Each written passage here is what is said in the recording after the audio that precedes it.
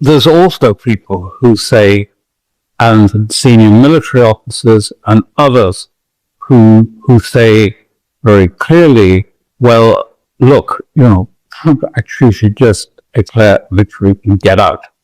And, the sooner he does that, the better.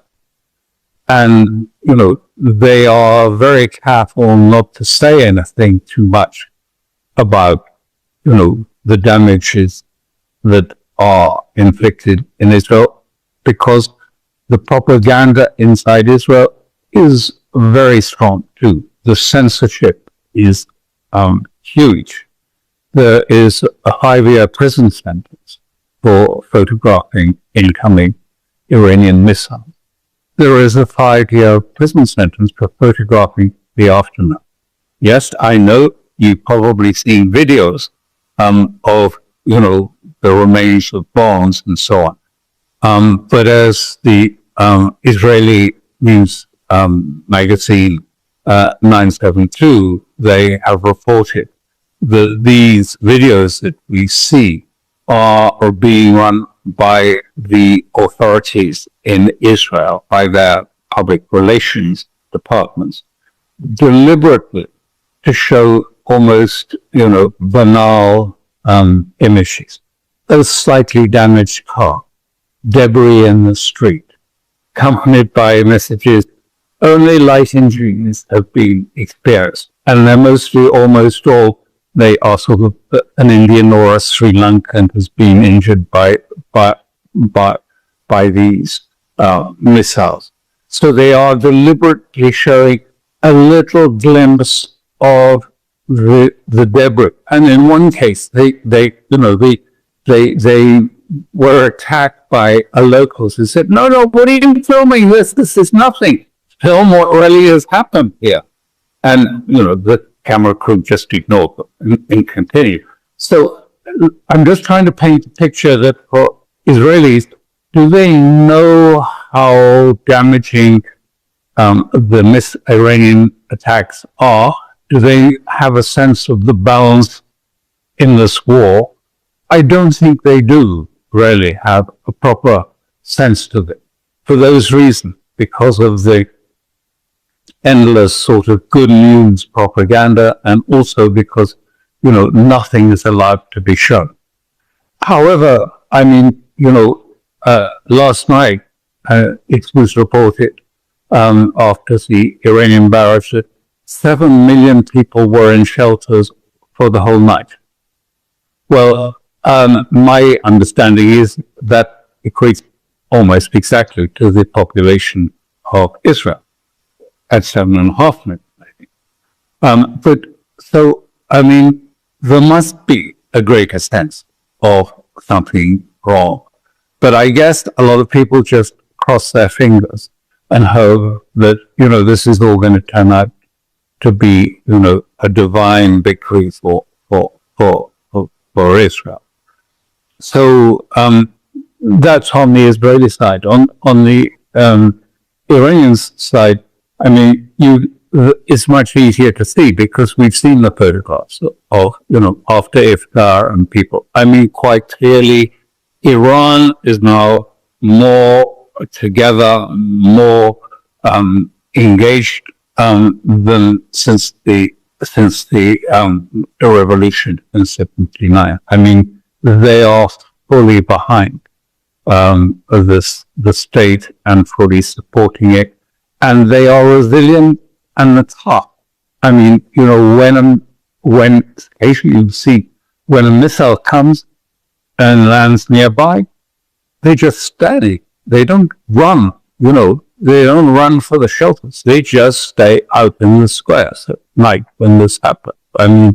Of course, occasionally if it gets, people do.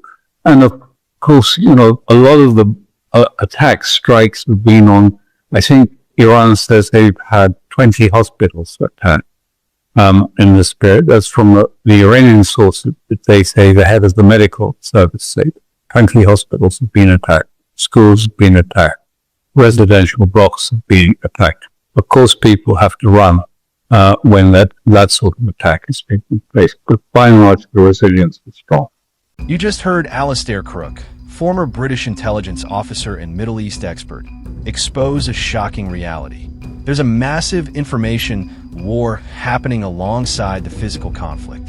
On one side, Israel is controlling the narrative with extreme censorship and propaganda. On the other side, Iran is showing unprecedented unity and civilian resilience. Crooke reveals that even some senior U.S. military officers believe Trump should just get out of this conflict. The sooner the better. But they're careful not to say too much about the actual damage in Israel.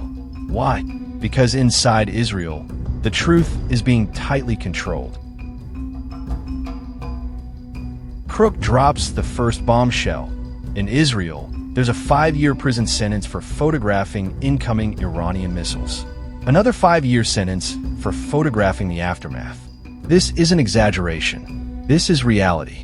Israeli news magazine 972 has reported that the videos we see of missile strikes are actually produced by Israeli authorities themselves. They deliberately show slightly damaged park debris, messages saying only light injuries, footage focusing on foreign workers, Indians, Sri Lankans, being injured. This creates the illusion of minimal damage.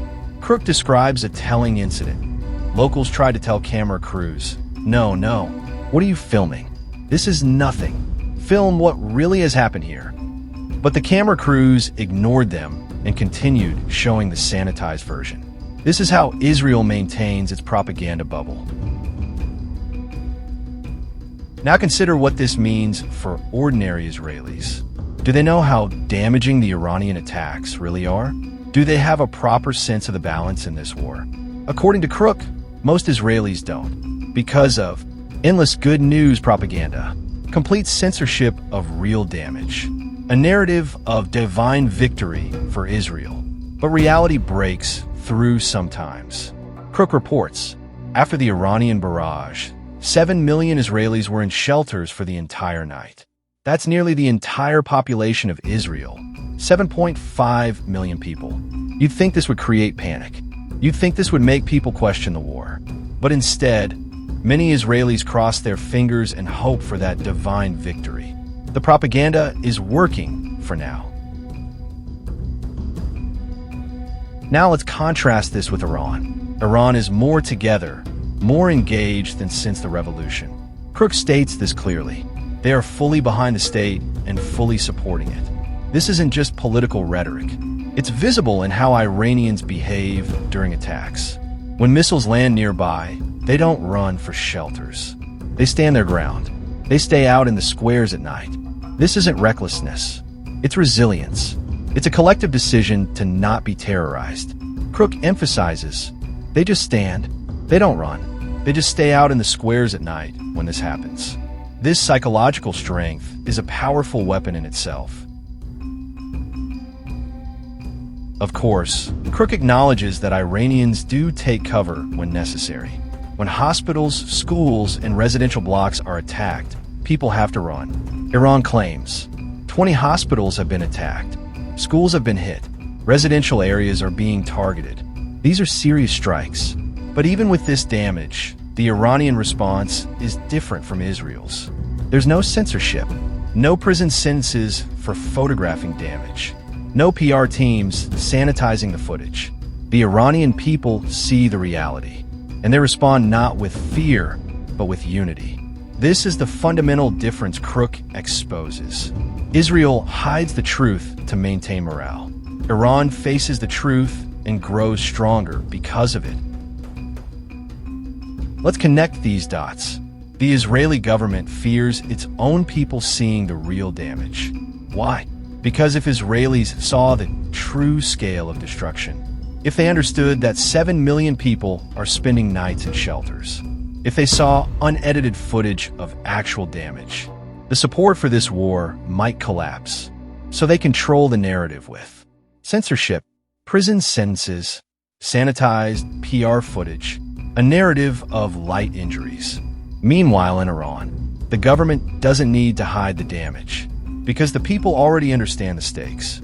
They know why they're being attacked, and they've chosen to stand together. This isn't propaganda. This is organic unity. Crooke's analysis reveals something deeper than just wartime propaganda. This conflict is testing the social fabric of both nations. In Israel, society is being kept in the dark. Information is controlled from above. The government fears what its people might think if they knew the truth. In Iran, society is uniting around the crisis. People are facing reality together. There's no need for the government to hide the truth because the people already support the cause. This is why Crooke states, Iran is more together, more engaged than since the revolution. Not because of government propaganda, but because of genuine popular support.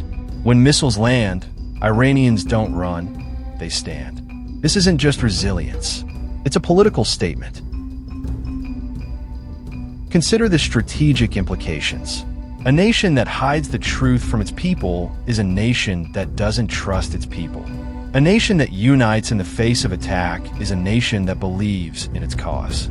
This is why some U.S. military officers believe Trump should get out of this conflict.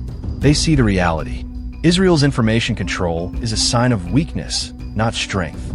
Iran's unity is a sign of strength, not weakness. The 7 million Israelis in shelters tell a different story than the light injuries narrative. The Iranians standing in squares while missiles land tell a different story than Israeli propaganda. And these stories matter more than battlefield victories. Crooke's analysis cuts through the fog of war. Most Western media shows us Israeli resilience, Iranian aggression, minimal damage on both sides. But the reality is more complex. In Israel, people are terrified but told not to show it. Damage is hidden from view. The government controls every image. In Iran, people are standing strong despite attacks. Damage is visible and acknowledged. Society is uniting around the crisis. This isn't about who's winning militarily. It's about who's winning psychologically. And right now, Iran's psychological position is stronger because they don't need to hide the truth. Their people already know it, and they're still standing. In conclusion, Alastair Crooke gives us a rare and unfiltered look at the real forces shaping this conflict. Not missile counts, not casualty numbers, but how each society processes the war, how governments control or don't control information, how people respond to attacks. Israel is trying to maintain morale through censorship and propaganda. Iran is building unity through transparency and resilience. And this difference might determine the outcome more than any military victory. Because wars aren't won just on battlefields. They're won in the hearts and minds of the people. And right now, Iran's hearts and minds are stronger. Stay tuned for more analysis right here on The Informed Perspective. Until next time, stay informed and think critically. After Israel and the U.S. attacked Iran, and there were the European ambassadors, at the UN Security Council, one after another, on the day that the U.S. and Israel had attacked Iran, all of them berating Iran, most of them not mentioning the Israel-U.S. attack on Iran. You can't even believe, Glenn, how surrealistic it is. I was especially perturbed and bemused by the Danish ambassador. Denmark is a country that will be invaded by the United States sometime soon with very, very high likelihood. The U.S. will declare that Greenland is America's because of national security. Watch that space. That is basically underway right now. So you might think that Denmark would have some notion that international law might be important, because someday they're going to come crying to the world. Look how unfair Emperor Donald is to us. He's taking away our territory. But there was the Danish ambassador, full out, fulminating against Iran without mentioning the war that Israel and the United States had started against Iran. I went up to her afterwards to exchange my concern about this, but she looked at me and turned around and walked away. They don't want to engage. They don't want to have a discussion.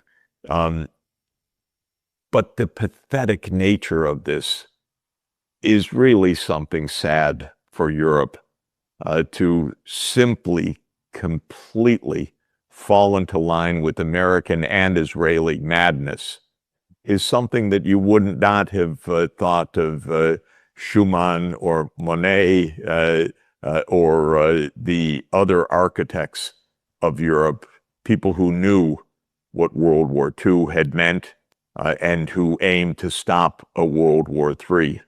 They would have behaved differently, as would generations of leaders in Europe.